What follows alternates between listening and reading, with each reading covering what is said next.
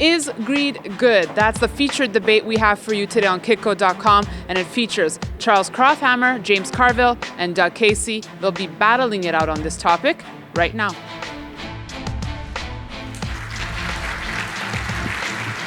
Thank you very much, Bob.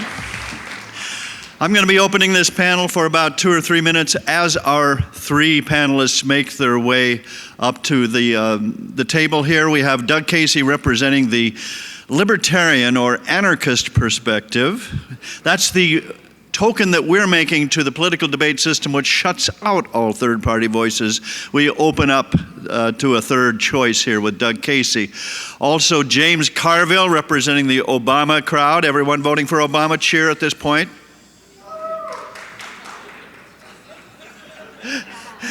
And Charles Krauthammer, who spoke here yesterday brilliantly for about an hour.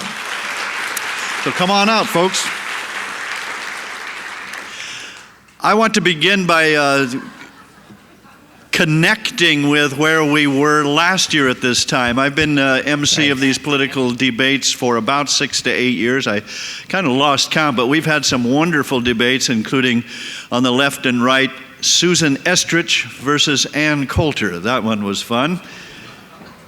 About 3 years ago, we had Howard Dean and Karl Rove, with Doug Casey and Karl Rove going at it quite heavily, to the point where Howard Dean felt neglected and said, I'm having a free ride here today. Nobody's taking the Democratic Party to task, which he had expected to happen. And then last year we had two of these three panelists. We had James Carville and Charles Krauthammer, and our libertarian perspective was offered by P.J. O'Rourke. Who remembers that debate from last year? You are here. Okay, you know basically where we're coming from. But I take notes at these conferences and get the audio tapes, and last night I rehearsed what we said last year, so I am up to date on where we left off our conversation. I usually start with a question surrounding the 10th Amendment, because to me as a writer that's a very clear explication of the do's and don'ts of government. Because it says whatever is not enumerated up to this point as a duty of Congress, the president, or judiciary is reserved to the states or to the people. Seems very clear to me, but we got quite an animated debate last year in which James Carville said that we once had what he called a 10th Amendment fan's wet dream called the Articles of Confederation, which were too loose and resulted in our more strict Constitution. And we also had Charles Krauthammer, who said, we are going to have a test of the Commerce Clause coming up with Obamacare in the coming year, and we may have a reversal of federal powers devolving to the central government through a Supreme Court ruling. So what happened in the mid-year between then and now, as you probably well know, is we had one of the most conservative justices, the Chief Justice, rule that it was not a Commerce Clause allowance of Obamacare, but it was a tax. It was an acceptable tax. So I have one more quote from last year before I move into the panel, and that was from James Carville, who said, the 16th Amendment, authorizing income tax, is the greatest piece of legislation ever crafted by man. So my opening question to James Carville is, do you feel really satisfied that the conservative Chief Justice of the United States has now backed you up and made Obamacare a tax allowed under that rubric of the 16th Amendment? Are you happy with our Supreme Court Justice? First of all, thank you very much, and as I traditionally do, I welcome all the Democrats, both of you. And even Charles could not accuse me of pandering to the audience when I said that the 16th Amendment was the finest piece of legislation ever. I do believe that the best, most equitable way to fund the government is a progressive tax on income with a broad definition of income. I believe that to my core. And to say anything else would be not telling you the truth. So why come here and not tell you the truth? But at any rate, I think that the conservatives can take, I would have preferred it be decided under the Commerce Clause. And I think that Charles was correct in his analysis. The 16th Amendment, as you read it, is a very, very broadly written amendment. It's like It's very broadly written. But that's what it is, and that's where we are. And, right now, with how many days we got? 9 days or whatever it is, 10 days to go before the election. I'm really not thinking about constitutional amendments. I'm thinking about the election, if you want to know the truth. Gary, you seem to remember all the heavy stuff from last year's debate. The only thing I could remember was that James said that he felt like a fire hydrant at the New York Dog Show. And I actually remember myself responding, "Permit me to raise my leg."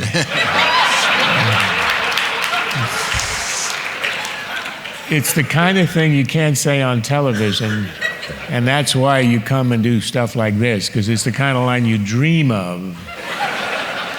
Once in a lifetime, it comes to you just at the right time. The other thing I want to explain is why we were late like schoolboys coming out on stage. We were talking baseball in the back, and we didn't hear ourselves introduced, so now you know what happens behind the scenes. Yes, I was surprised. I was shocked by the Supreme Court ruling, as everybody was, not necessarily because of the outcome, but because of the basis on which it was decided. I mean, I remember hundreds of hours of debate about it before the verdict was reached. I do not remember a single person ever suggesting it would be decided on the taxing power. We thought this was going to be the test of the Commerce Clause. And if you remember the reporting, the second the ruling came out, both Fox and CNN reported immediately that Obamacare had been struck down because they had read the first two paragraphs, which said that it was unconstitutional under the Commerce Clause. So if you read that, you thought, well, it's over. And nobody imagined that, on page 6, they would say, but it's upheld under the taxing power. I think the reason it ended up decided that way is because Roberts was searching for any way not to overturn it. Now, he couldn't support it under the Commerce Clause because that would have meant the end of the Commerce Clause as exercising any restraint over the power of Congress. And that he was not prepared to do. But for just 1 week, I decided to play psychiatrist. And I figured that the only reason he went the way he did was because he needed some way to uphold the law, because he was looking for a way not to have the court on a 5-4 decision overturn a piece of legislation that was fundamental, had been debated for a year and a half, and he didn't feel that the court could withstand the opprobrium it would earn, particularly if it were narrow 5-4, particularly this is the court that ruled 5-4 for Bush over Gore, and that he felt as Chief Justice, I think he would have ruled differently. Had he not been Chief Justice, I would guess that he would have supported conservative majority and stayed with overturning it. But I think he felt that he is the custodian of the institution and that it would damage the, now I'm not supporting or approving of what he did, but I'm trying to explain what he did. And the only way I can understand is he felt as custodian of the institution to keep the esteem that it has in public opinion and to keep it from becoming an object of political attack, as it already had been because of the Bush decision in 2000, and then because of the Citizens United, he felt he had to uphold it and to search for anything. And the problem is that his reasoning under the tax clause is simply so weak as to be embarrassing. And that may be his legacy for having rendered the most important decision of this, maybe the early 20th century on grounds that are truly embarrassing because they're so flimsy. But that's where we ended up. But I do think it will preserve at least the power of the Commerce Clause to restrict unless and until James's guy is reelected, changes the nature of the court, and sends us on the road to tyranny and anarchy and all the other stuff that we know will be coming if James's guy wins. Speaking of anarchy, Doug, are you even in favor of the 10th Amendment or Articles of Confederation, or do they go too far? Look, this is exactly what I expected. These two guys are nice guys. Oh, here it comes. They're clever guys, well-spoken guys. but we're looking at Tweedledee and Tweedledum. We're looking at two sides of exactly the same coin. You'll never hear them talk about anything to do with principles. All you're doing is listening to them talk about how to rearrange the deck chairs on the Titanic. Let's take the income tax. Taxation is the forcible expropriation of property from people that are members of a certain nation state. Now, I'm of the opinion it doesn't matter whether a mugger steals your wallet from you, holding a gun saying, "Give it to me or I'll kill you," or if the mugger says, "Give it to me because my mother's starving," he's still stealing from you, or if a bunch of people get together and call themselves a government and steal it from you because 51% say they can do it from the other 49%. So the whole principle of the thing is corrupt from top to bottom and is corrupting the society. Then we talk about the Constitution. First of all, the whole damn Constitution is a dead letter. If you read it, if you understand the English language and you read what it says, and even if you go back to see what the people that wrote it meant it to say, if there are some obscurities, you find that the whole thing today is a totally dead letter, and more so every day. So I don't give a damn what some political hack sitting on the Supreme Court, some political appointee says this year, or somebody else says next year about what the Constitution means. The whole thing is meaningless today. And what Charles just said, he tossed out the word anarchy, obviously not understanding what the word anarchy means. It doesn't mean chaos. It's the opposite of chaos. It's self-rule. It's no rule from a ruler. It's...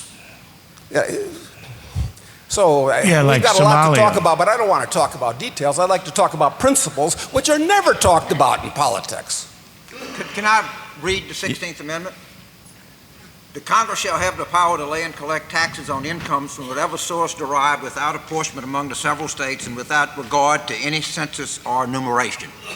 Now, somebody tell me what's unclear about that. Is there some part of the state that the Congress shall have the power to lay and collect taxes on incomes? Is there any doubt as to what the 16th Amendment says? We're really not going to argue this, are we? No, of course there's no doubt. It's the principle of taxation. If that didn't exist, the state wouldn't be as big as it is today. The state would have to exist on import duties and things like that. We wouldn't have this behemoth. Start a movement to repeal the 16th Amendment. Yes. But it's in the Constitution, I'm sorry. God. Can I ask a question? How many people here coming to today's event expected we'd have a discussion of the 16th Amendment with 10 days to go before a presidential election? Can I see a show of, yes, we got one in the back. Well, I have a question about taxation that does relate to the election very much directly and to principles like Doug said. I want to ask James Carville this question. First of all, I want to say that you are probably among the top 5% who pay 60% of all federal income taxes, more than the rest of the 95% put together. And for that, I want to thank you. Nobody thanks you. They all condemn you. No, I don't thank you, because you're funding the beast. Okay. However, my question is for James Carville, because the Republican Party doesn't seem to answer the mantra of Joe Biden and Obama that the Bush tax cuts of 2003 got us into this mess. Yeah. Well, the budget deficit went from $500 billion to under $200 billion from 2003 to 2007. It went down every year until an unrelated financial crisis blew things up. So, James Carville, isn't tax cut along the Bush line a very effective way to raise revenue if that is your goal? Well, first of all, the Clinton raised taxes to 39.6, created 22 million jobs. Bush cut taxes to 35, created 1 million. End of story. I mean, I can't how many times did you got to go with this? The Congressional Research Service did exhaustive study, found that there's absolutely no correlation between the top tax rate and economic growth. I'm sorry, it's just a fact. What other facts you want? Obama's policies are responsible for 15% of the debt. That's just a fact. But we can sit here and argue this. We're actually going to have an election Tuesday, a week from Tuesday, that's going to decide this.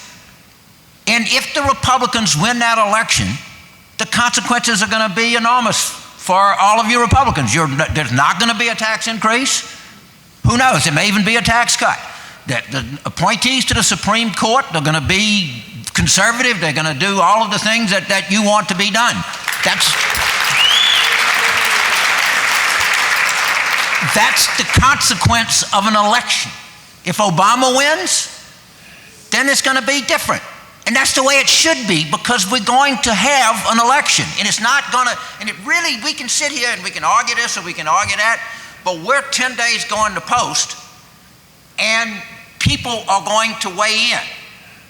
And that's what's the fascinating thing. If I can regurgitate talking points, anybody can regurgitate talking points. We can sit here and make jokes about the 16th Amendment, or we can do whatever we want, but there's something of consequence that's getting ready to happen in this country. And it's a major consequence.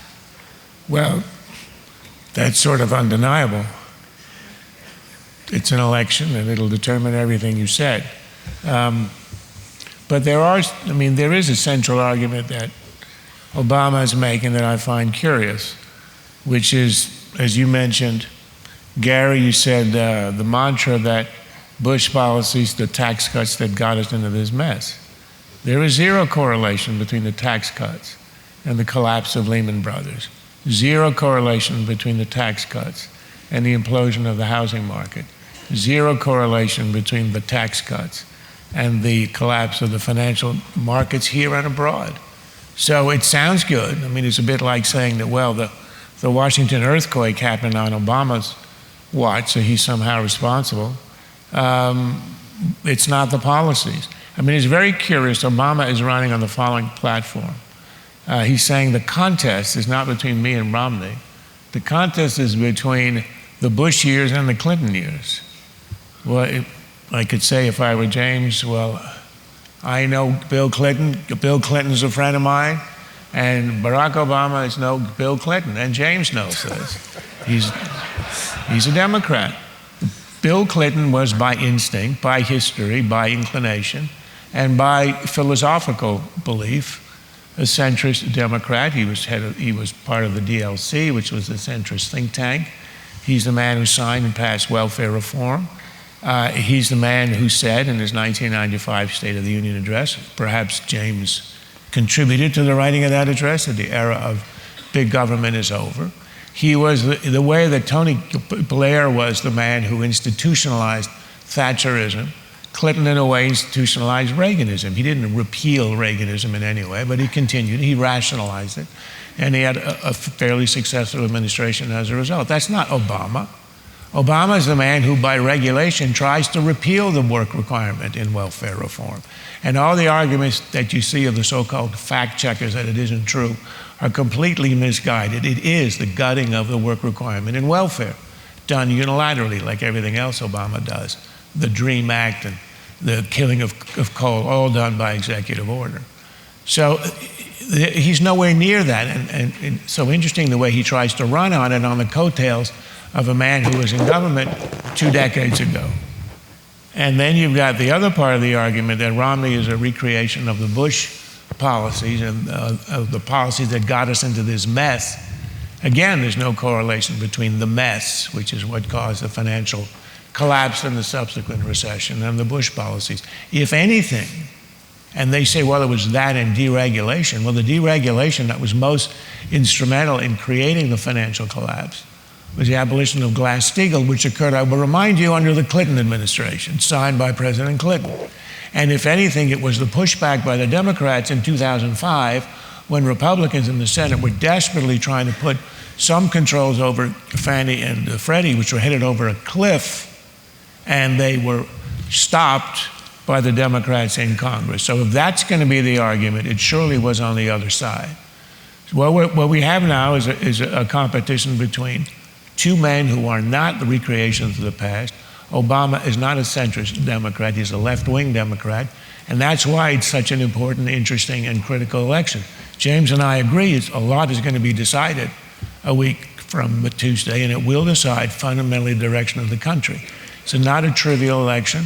This is not an election about, reforms or changing the things at the edges. It's about principles, and that's why it's so important. Unfortunately, James is wrong on all the principles and all the policies. But that's to be expected, but I think with time, he's reformable, although I'm not 100% sure.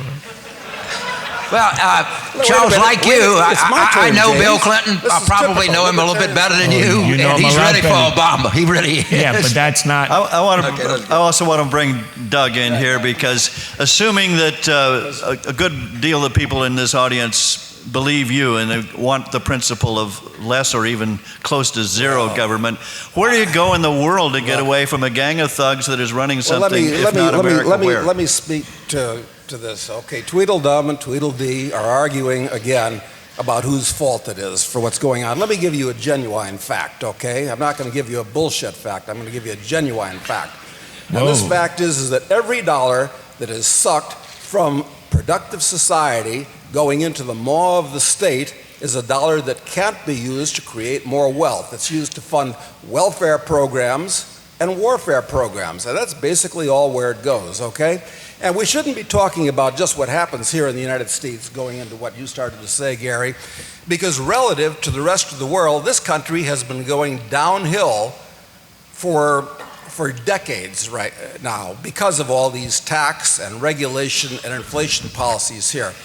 The Orient has been coming up. They're going to eat our lunch, and I promise you in 2 generations, because of the policies that the Republicrats and the Demopublicans keep pushing down the throat of the American people, that your kids are going to be houseboys and maids for the Chinese. So this is all just dancing around. These are trivial points that these guys are talking about.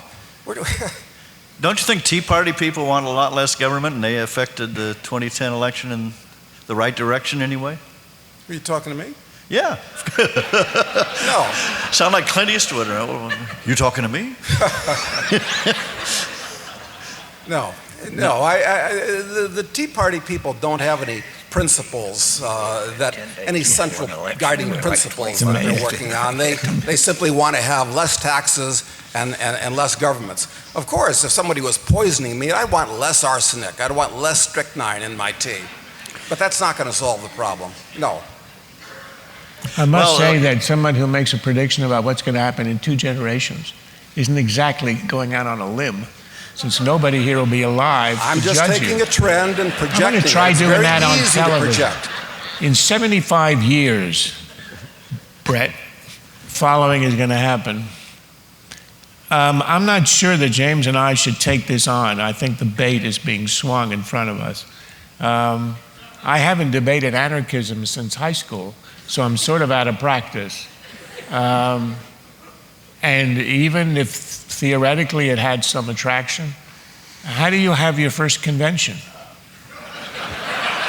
Exactly the point, Charles. You're quite correct. Well, if I could quote my favorite economist, he said, in the long run, we're all dead. God, I don't know what's going to happen in 75 years. Yeah, but he wasn't an economist. He was a political apologist. A political hack. All right, my favorite political hack. Yeah. Whatever. An economist. How the hell do I know what's going to happen in 75 James, years? an economist is somebody that accurately describes the way the world works. He doesn't prescribe the way he thinks the way it ought to work. You know what? You focus on 75 years from now. I'm focused on 10 days from now. That's... Well, it's said that the difference between a statesman and a politician is a statesman looks to the next generation, the politician the next election. Well, a political hack, we look forward to the next tracking pole. Well, let me ask then, James 10 days, because as James keeps reminding us, you may have read about it in the papers, we have an election coming up. And unfortunately, in my state, Washington, it's all mail-in, and most people have already voted, and they're going to... Washington State's going to go for Obama, and about 40 states are very predictable in where they're going, and we have a few swing states in between. So I'm going to ask our candidates, I know what Doug's going to say, and I'll give him the last word, but our other 2 partisans, not to tell us who they want to win in President and Congress, but how they think the balance of power will look in early 2013. James? Look, again, what's expected is I'm going to come here and give you all the reasons I think Obama is going to win. I really am not. I think Obama, I'll give you what I think it is, and I'll tell you what I think is interesting about this. I think in a well-taken poll right now, Obama would be up about 2 points nationally. But I think that Republican enthusiasm is higher. And I don't know which would balance a 2-point lead or enthusiasm, and we've still got 10 days to go. But what this election does represent to me is a massive culture clash in the whole prediction industry. On one side, you have Gallup, and Gallup they've been in business since 1935.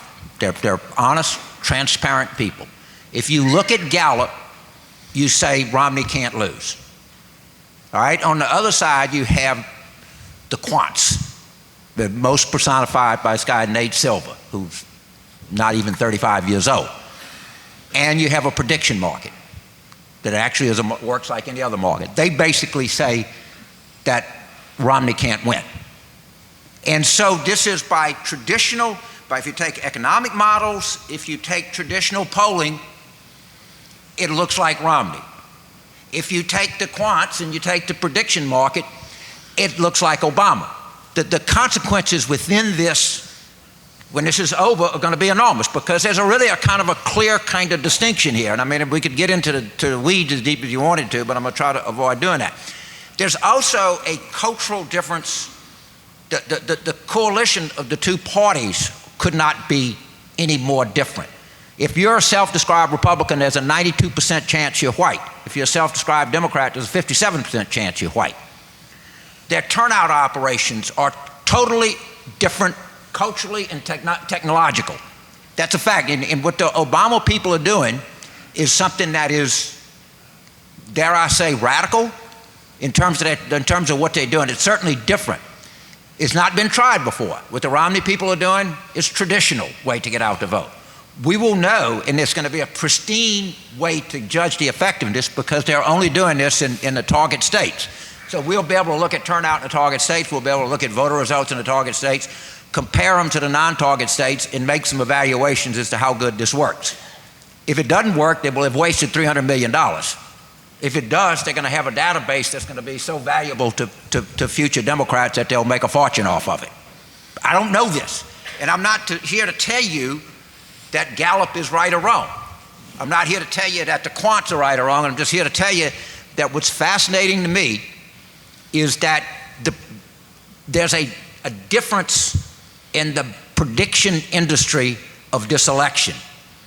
And one side is, on come next Wednesday, one side is going to be gloating and the other side is not going to be very happy. And I'm an old school kind of guy in that sense that, we did, I'll tell you the argument, I'll turn it over to Charles, is if you don't use cell phones, if you don't sample cell phones, which robocallers can't do, in which people that are trying to save money can't do, you're not getting an accurate sample. Because cell phone only people tend to be younger and much more democratic. That's the argument that is being proffered. Who's right? I'm like anybody else. We'll find out if the traditionalists or the quants are right. But that's what's happening in the whole thing. Charles?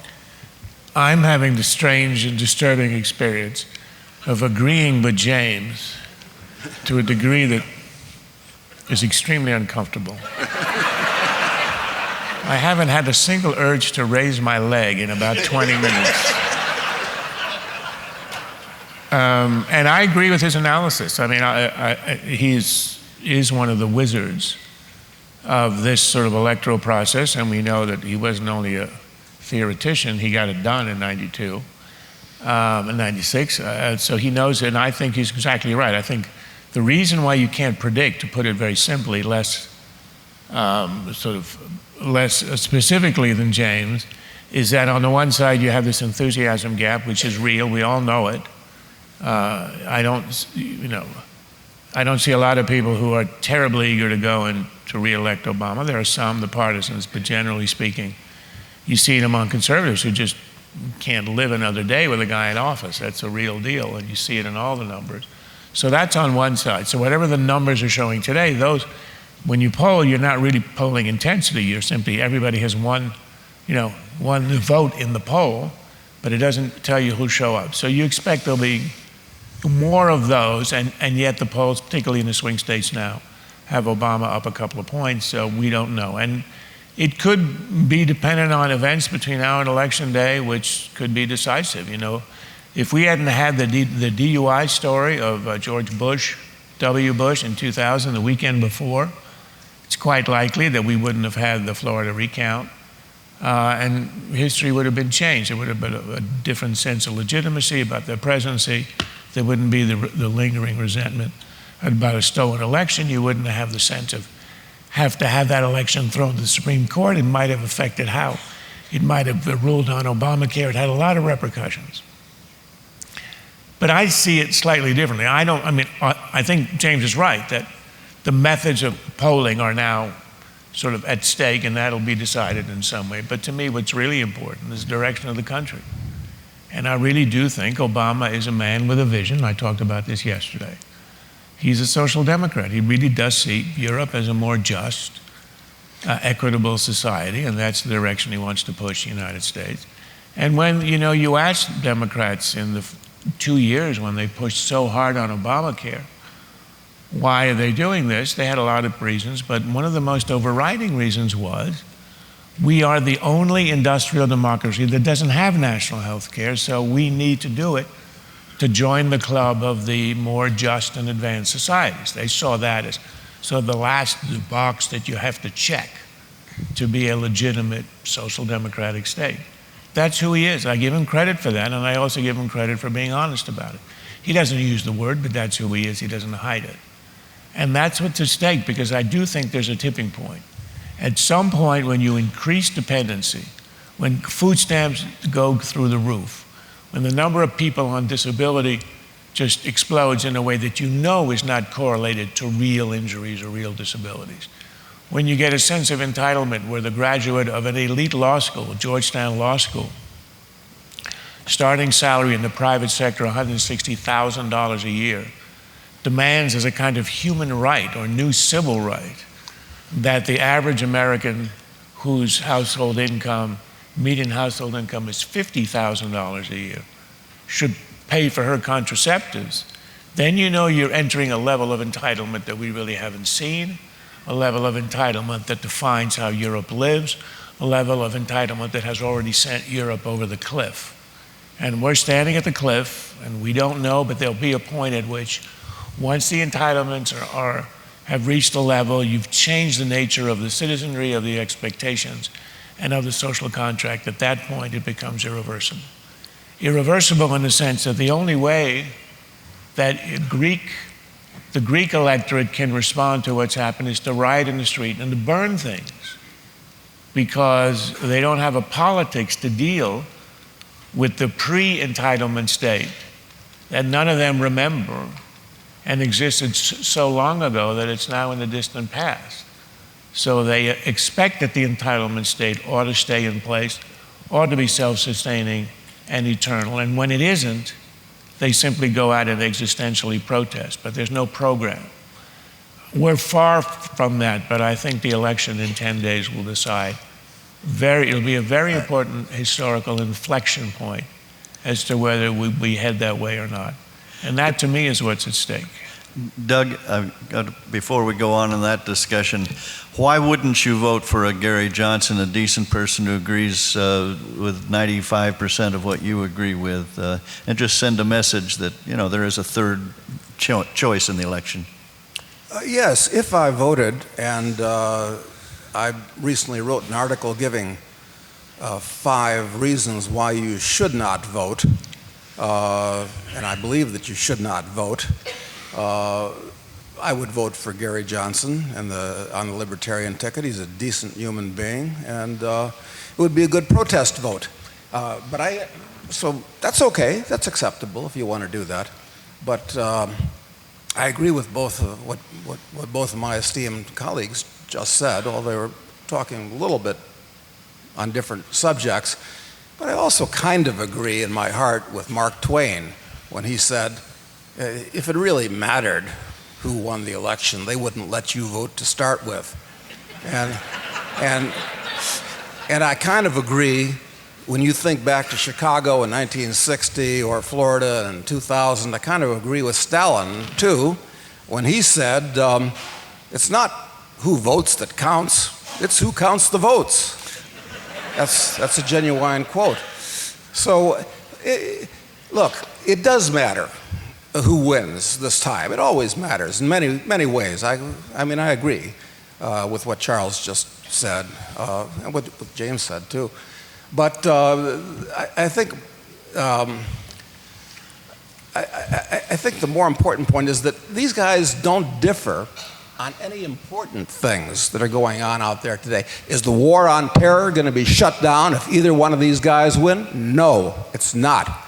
Is the war on drugs going to be shut down if either one of these guys wins? No.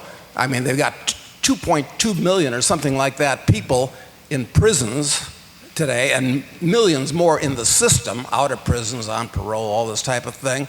They're not going to change any of that. Most of them are black people. So they're not addressing, they don't even talk about these important things. They don't talk about these foreign wars. My God, I mean, Romney is going to ramp them up if you believe him. Of course, they tend to be pathological liars, and they often do the opposite of what they say they're going to do. Like when Roosevelt was running against, in 1932, he was the free market guy. I mean, he sounded like a libertarian. I would have voted for Roosevelt if I was voting in 1932. So they do whatever pragmatic thing they feel like. I think the important election is going to be 2016, assuming we have an election. Let me address a couple of things. First of all, one of my favorite stories in all of politics was Roosevelt in 1932. He was campaigning, and he was in Pittsburgh, and he promised to balance the budget. And he was running for re-election in 1936. Of course, he could do no such thing, thank God. But anyway, so an aide came in and said, look, and the press is asking me, they said, in Pittsburgh in 1932, you promised to balance the budget. What do I tell him? He said, deny I was ever in Pittsburgh. I didn't come to this conference. I'm always surprised. I never thought, Charles, that we would hear Stalin quoted approvingly, but we did, and it was kind of a unique moment. Let me go through a couple of things here real quick, and I'll turn it over to Charles. First of all, I wouldn't be surprised if Romney won. I wouldn't be surprised if the enthusiasm manifests itself in turnout, and that we had a greater proportion of Republicans vote than people anticipate. I don't expect that, but it wouldn't surprise me. I wouldn't go, oh my God, something went wrong here. Everything is like crazy. It's not what I expect, but I wouldn't be surprised. And I want to make one other point is, according to us, Democracy Court, literally there are no undecided voters. All right, we show that we believe we get 2% volunteered. Remember, third parties got 1.4% in 2008. I don't think there's anybody that follows politics that doesn't think that number's going to be 2 at least this year, just because there's sort of more dissatisfaction with the candidate. So when you look at this stuff, 49 is a winning number. And we showed 1% undecided. And even if you look at the 1%, which is very hard to do because that's so few people in 1,000 sample, it's what, 10 people. They're just, their interest level is just, they're just sort of, my sense is that they sort of removed themselves from the gene pool. They're probably not going to do anybody any good over a long period of time if you're that kind of clueless by now. So keep that in mind. Again, I come back and I can't tell you with great confidence who I think is going to win the election. I can tell you, I think Obama is. The prediction markets are probably like that last time I looked is like 64% chance. If I were a betting man, I am a betting man. If I was real honest with myself, I think they're probably under that, but greater than 50-50. But that's why we have these things. We're going to find out come Tuesday who's right, the quants or the traditionalists. I'd like to ask Charles, what would happen if we have status quo? Obama wins, Republican Congress.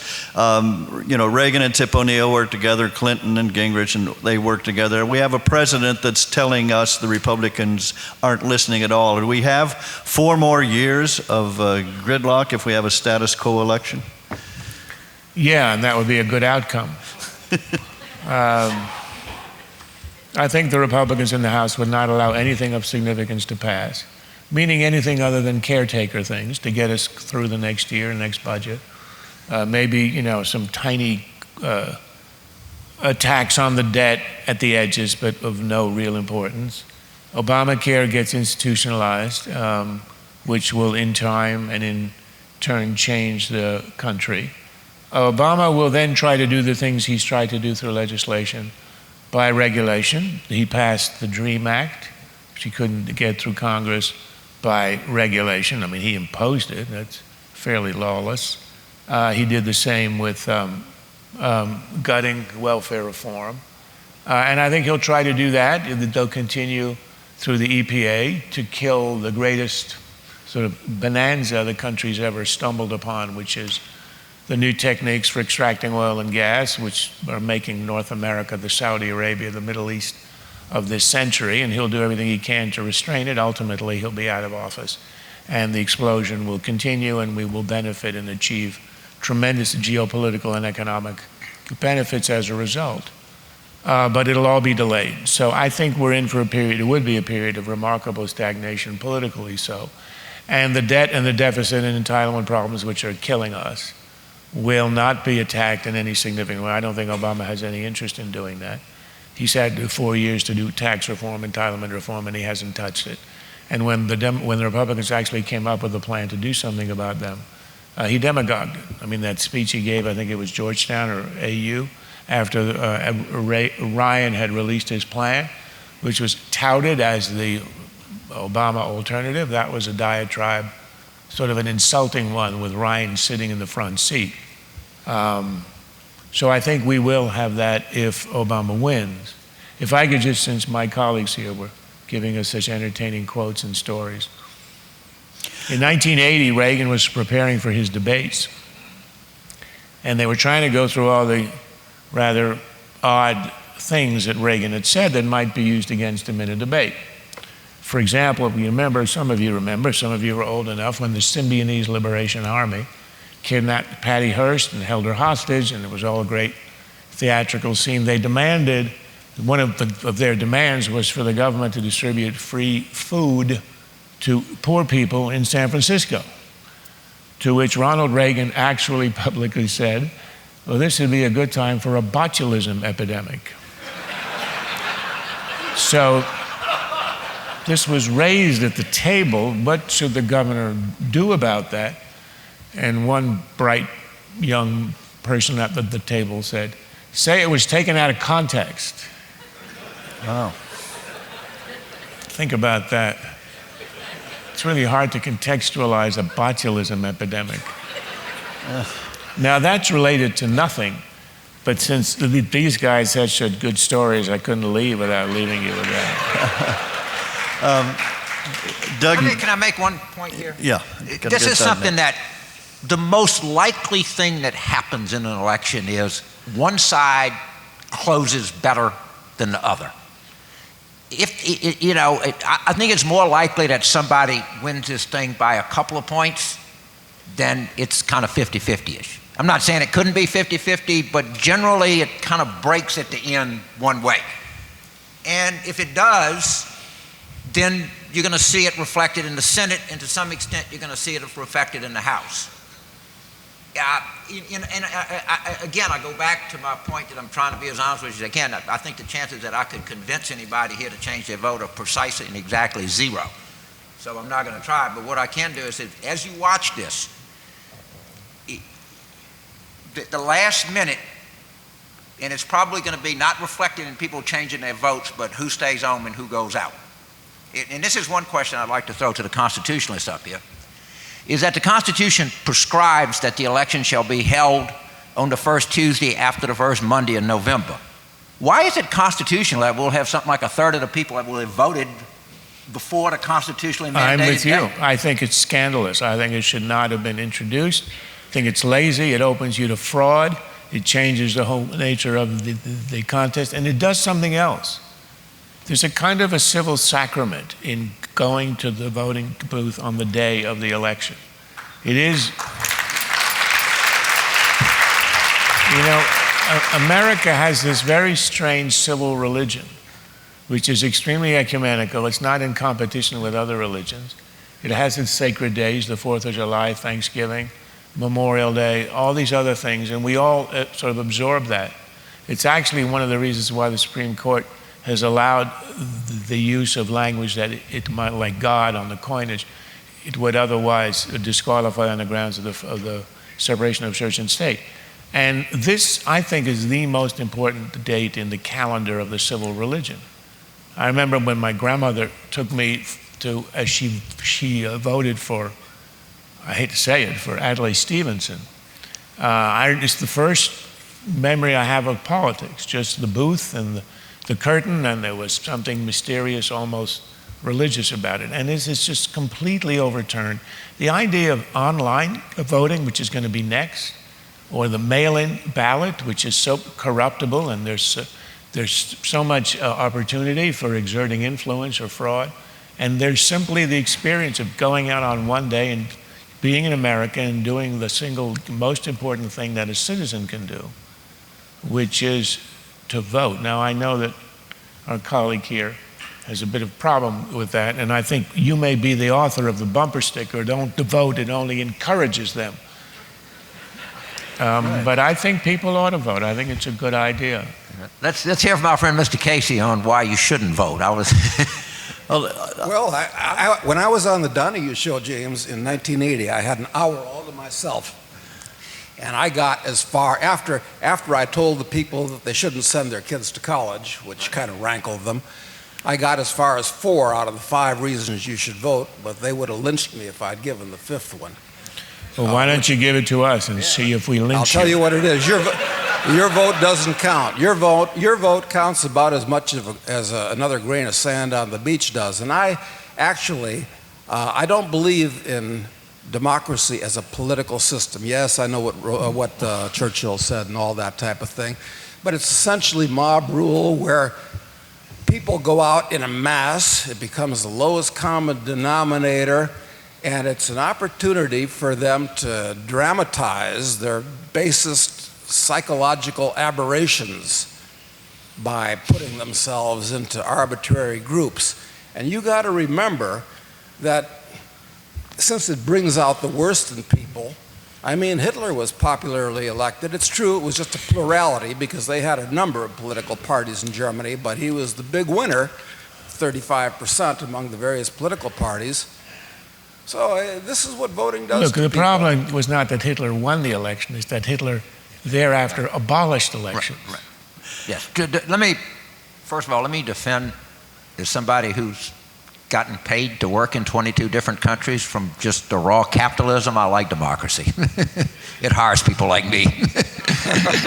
The Saudi king doesn't need me or want me. I want you to give you something to think about this early voting.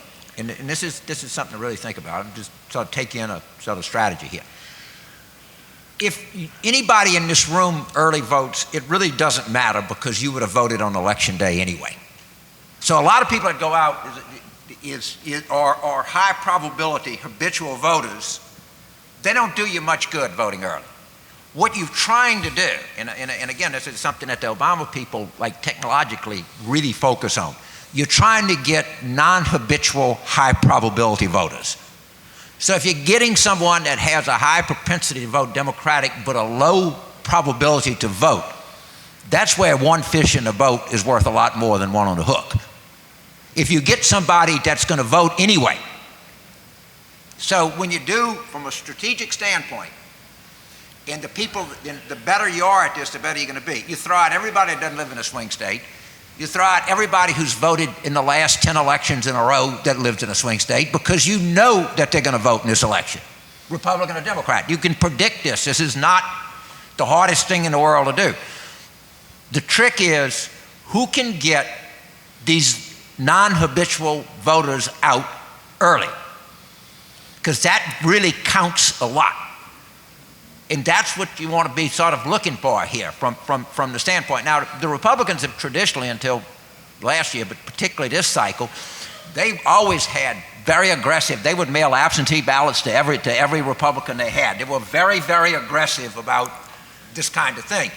It was always doubtful to me how much good it did because you were getting someone to vote that was going to vote anyway. The real prize here, as this whole thing unfolds, and then as the commentary comes after the election, these are kinds of things that we ought to think about. And strategically, it's pretty interesting here. Now, there's a way to get rid of the Electoral College. As a citizen, would you abolish early voting? I kind of, you know what, I'm a little bit with that everybody should, it's not going to be abolished. The Supreme Court has said it's unconstitutional. I'm not so much what's your for preference? My preference is everybody coming together and voting on election day. Right. But if you got to have, but what I don't like, what's really bad is like you have in Ohio where they were like putting less voting machines in Democratic precincts than they are in Republican precincts. That kind of stuff is nauseating. And this sort of stuff to try to keep people from voting, I think, is utterly nauseating. I agree, but I think it balances out. But again, whether it balances or whatever, I think it's nauseating. But I come back to the point, I think what we're going to see, and I'm not a big fan of Electoral College. By the way, there's an easy way to do it without amending the Constitution. Maryland was the first state to do this, that the legislature can direct the electors. And so Maryland and a couple other states have passed this, that as soon as the states totaling 270 electoral votes pass it, it becomes opted, that the legislature mandates that the electors have to vote for the winner of the popular vote. But North Dakota is never going to get rid of the Electoral College because a vote in North Dakota is just worth way more than a vote in California. It's just not in North Dakota's interest to do that. But that's just the way to do it. And you'll never abolish that requirement through the constitutional process. Yeah, I'm saying you can do it legislatively. Right. But you're never going to have enough states to do it. But you can do it legislatively in like theory. Maryland does. Yeah, I understand. But in theory you might. But there aren't enough states that would do that to put you over the top. But you just need 270. So if California does it, you're like 51 there. If you do it via the Constitution, you need two-thirds, three-quarters of the states. Now we have less than 10 minutes left, and I really want to get on Doug's principles for the closing round. I want to go back to the first conference I attended in 1981 where Ayn Rand spoke, and Ian McAvity shared this quote with me during the conference. She said, "We are nearing the point of ultimate inversion in the United States, that the government was created to protect our freedoms. The government is now free to do anything it wants, whereas the citizen may act only on permission." And I want to ask Doug, who mentioned the war on terror and the war on drugs, to mention 3 or 4 more civil rights violations, human violations that he feels the U.S. government is doing, and challenge either one of our other 2 panelists. Would they agree with Doug? Would they do away with any of these elements of powerful government that Doug lays out? So Doug, you get to throw down the challenge. Well, I'd say the war on terror, which is a completely phony and unnecessary and counterproductive exercise, is the big thing, but maybe it's not bigger than the war on drugs, because these drug warriors are just like the people that try to regulate the defense industry. They become captured by it. If I wanted to become a multimillionaire, I'd probably go to work for the DEA, like most of those guys, I think, wind up doing one way or another. A lot of them do anyway. Look, the U.S. is rapidly turning into a police state. You notice that every time you go through TSA, where they probe you and examine you, and now they're setting up checkpoints on highways and at Greyhound bus stations where they ask you questions and they want to see your papers. I mean, it's just one damn thing after another. With the militarization of the police in this country, which has happened really only over the last 20 years, where used to be SWAT teams were very unusual. Now it's the normal way of serving a warrant or something. Instead of the sheriff politely knocking on your door, you know, that's all changed. And the trend is accelerating in that direction. So the prognosis is not good from a personal freedom point of view, and that's what I value most. I want to see everybody have the maximum of personal freedom and the maximum of economic freedom. Because without economic freedom, personal freedom is kind of a chimera. You don't have any money, you can't do anything. So that's kind of my view. Okay, can we do away with any of those? Let me, first of all, you need a vantage point here. I do work in Colombia a pretty good bit, and they've been pretty successful. In Colombia today, I work for the president there. If you go to Bogota, anywhere, it's a pretty cool place. You couldn't do that 20 years ago. It doesn't matter who runs a country. It does matter. And I've worked in 21 other different places, and I've been to Afghanistan. I've worked there. And there's a consequence to leadership over a period of time. I think that it is and I also, my wife and I, it's the only private company I've ever worked for is a company that is into real technology and security and stuff like that, and they are, as are we, and I know it's capable. People should be very concerned about technology's ability to know things that they don't need to know. That's a very, very legitimate concern that people should have. And people should be vigilant, whether you're conservative or liberal or moderate or wherever you are. That's not something that people are sort of making up. That is in more and more governments, companies, campaigns, anybody, marketers have access to information that you can't even believe. You can't believe. And it would be wrong just to think that the government is the only entity that has this kind of knowledge or power or anything like that. So that's a very legitimate concern. I think there's an argument. I'm probably not there to agree with you, but it's certainly not an irrational argument to make that the war on drugs has been sort of a disaster, and our demand has sort of killed gazillions of people, and particularly Mexico before, and Colombia and places like that, and that we can't control that, our appetite for this fuels a lot of that. That's not an absurd thing to do.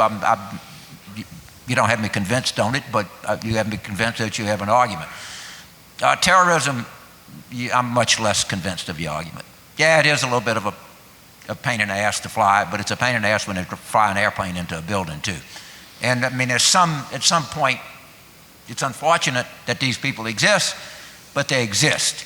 And they're generally not going to exist forever, because these kinds of movements tend to fall under their own weight eventually. I think that'll happen to this one. But in the meantime, I'm more persuaded, I'm more sympathetic to the argument on drugs than I am to the argument on terrorism. But I'm sympathetic to anybody that has a concern about technology's ability to delve into your personal life and personal choices or something like that. And I think that's a very legitimate one, and I probably agree with most people in this audience that is one.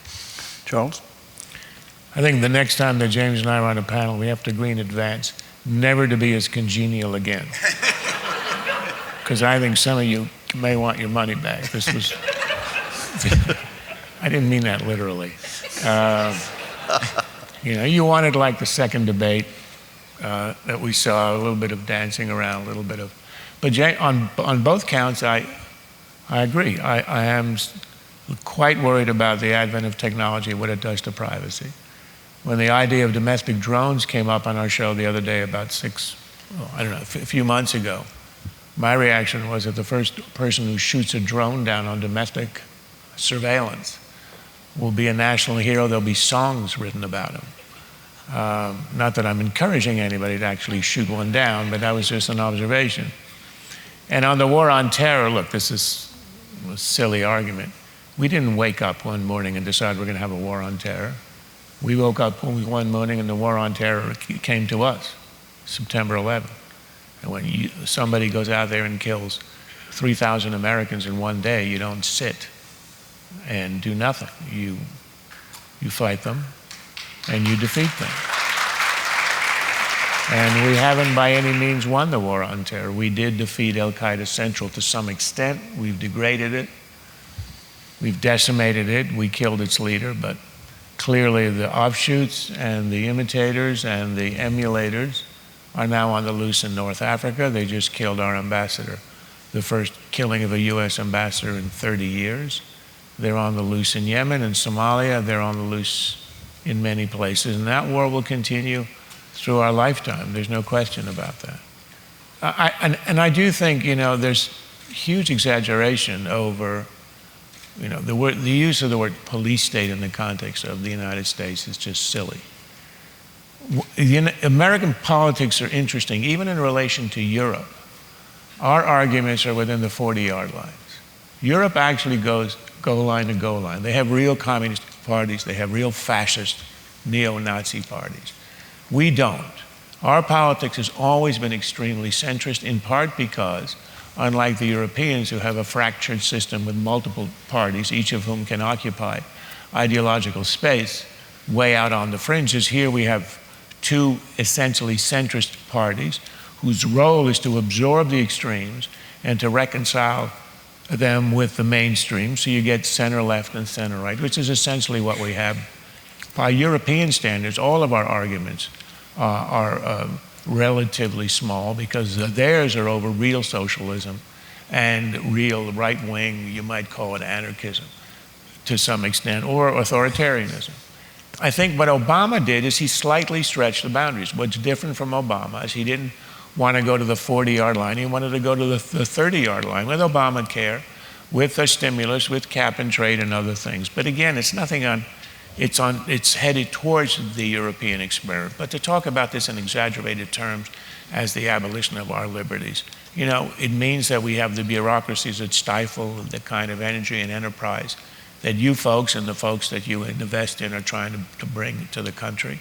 And one example of that is how they're successfully at least trying to retard, in some states stopping, the exploitation of the gas and oil reserves that we can now access, or in other areas where there's this excessive regulation. But these are things always within the margin.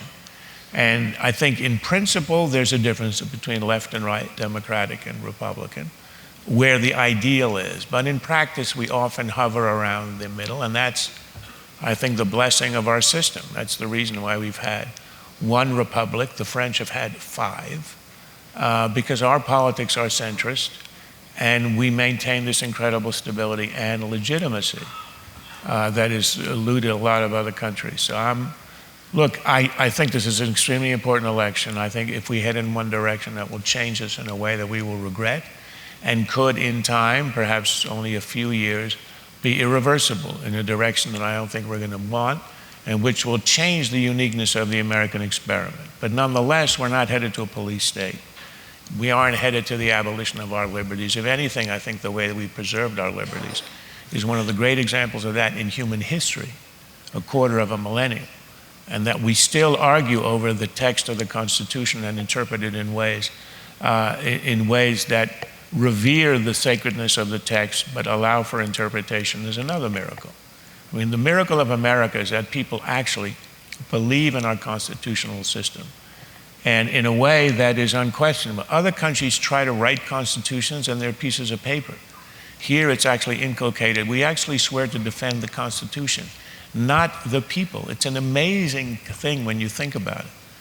That's what a president swears to do. So I think look, I hate to be optimistic. I think people are leaving already because yes, we do have to wrap up. It's such a rosy scenario with a possible catastrophe 10 days away.